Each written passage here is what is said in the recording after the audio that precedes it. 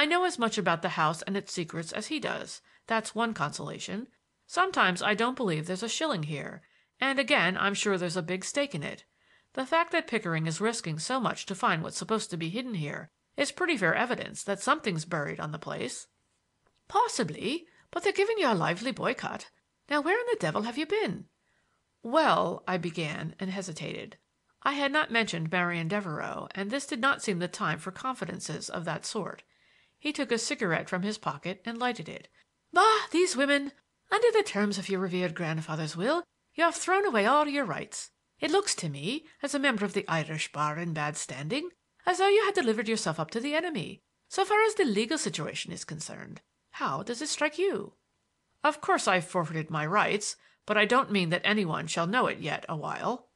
"My lad, don't deceive yourself. Everybody round here will know it before night. You ran off, left your window open invitingly, and two gentlemen who meditated breaking in found that they needn't take the trouble. One came in through your own room, noting, of course, your absence, let in his friend below, and tore up the place regrettably." "Yes, but how did you get here, if you don't mind telling?" "It's a short story. That little chap from Scotland Yard, who annoyed me so much in New York and drove me to Mexico, for which may he dwell forever in fiery torment, has never given up. I shook him off, though, at Indianapolis 3 days ago. I bought a ticket for Pittsburgh with him at my elbow. I suppose he thought the chase was growing tame, and that the farther east he could arrest me, the nearer I should be to a British consul and tidewater. I went ahead of him into the station and out to the Pittsburgh sleeper. I dropped my bag into my section, if that's what they call it in your atrocious American language, looked out and saw him coming along the platform. Just then the car began to move. They were shunting it about to attach a sleeper that had been brought in from Louisville, and my carriage, or whatever you call it, went skimming out of the sheds into a yard where everything seemed to be most noisy and complex. I dropped off in the dark just before they began to haul the carriage back. A long train of empty goods wagons was just pulling out, and I threw my bag into a wagon and climbed after it. We kept going for an hour or so, until I was thoroughly lost. Then I took advantage of a stop at a place that seemed to be the end of terrestrial things, got out, and started across country. I expressed my bag to you the other day from a town that rejoiced in the cheering name of Kokomo, just to get rid of it. I walked into Annandale about midnight, found this medieval marvel through the kindness of the station master, and was reconnoitering with my usual caution when I saw a gentleman romantically entering through an open window." Larry paused to light a fresh cigarette. "You always did have a way of arriving opportunely. Go on." "It pleased my fancy to follow him, and by the time I had studied your diggings here a trifle, things began to happen below.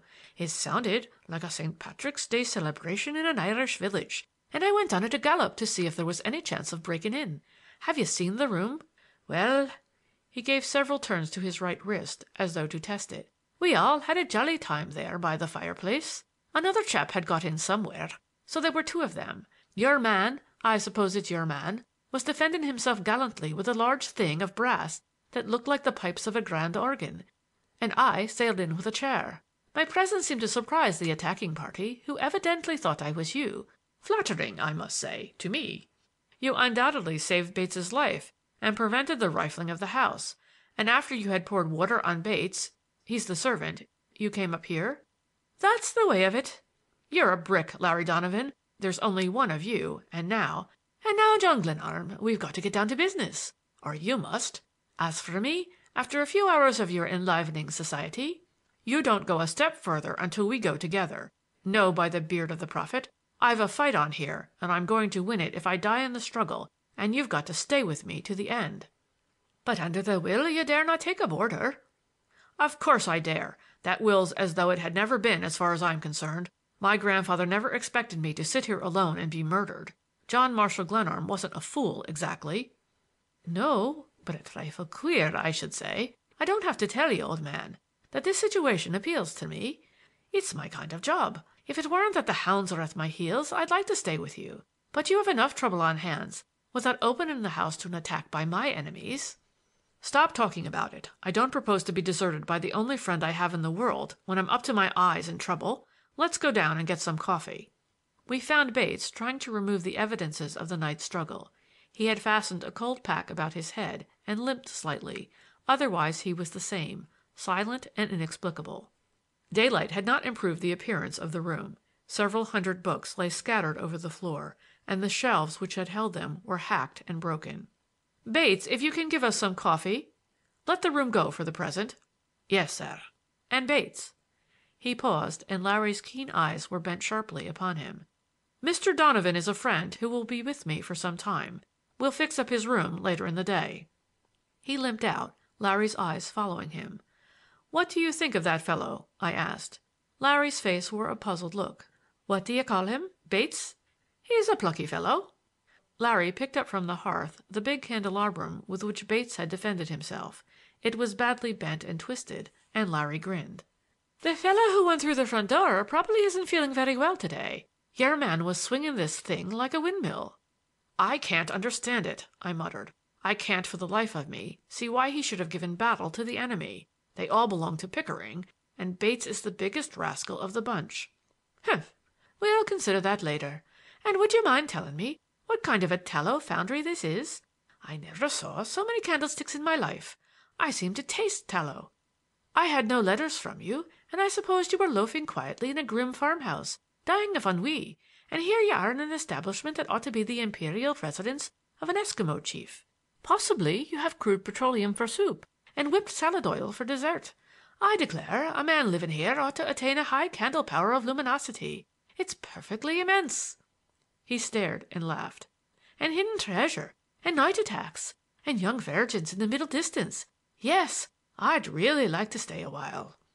As we ate breakfast I filled in gaps I had left in my hurried narrative, and with relief that I cannot describe filling my heart as I leaned again upon the sympathy of an old and trusted friend.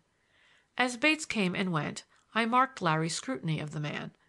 I dismissed him as soon as possible that we might talk freely. "Take it up and down and all around. What do you think of all this?" I asked. Larry was silent for a moment. He was not given to careless speech in personal matters. "There's more to it than frightening you off or getting your grandfather's money. It's my guess that there's something in this house that somebody, Pickering supposedly, is very anxious to find." "Yes, I begin to think so. He could come in here legally if it were merely a matter of searching for lost assets." "Yes, and whatever it is must be well hidden. As I remember, your grandfather died in June. You got a letter calling you home in October." "It was sent out blindly, with not one chance in 100 that it would ever reach me." "To be sure. You were a wanderer on the face of the earth, and there was nobody in America to look after your interests. You may be sure that the place was thoroughly ransacked while you were sailing home. I'll wager you the best dinner you ever ate that there's more at stake than your grandfather's money. The situation is inspiring. I grow interested. I'm almost persuaded to linger." End of chapter 19.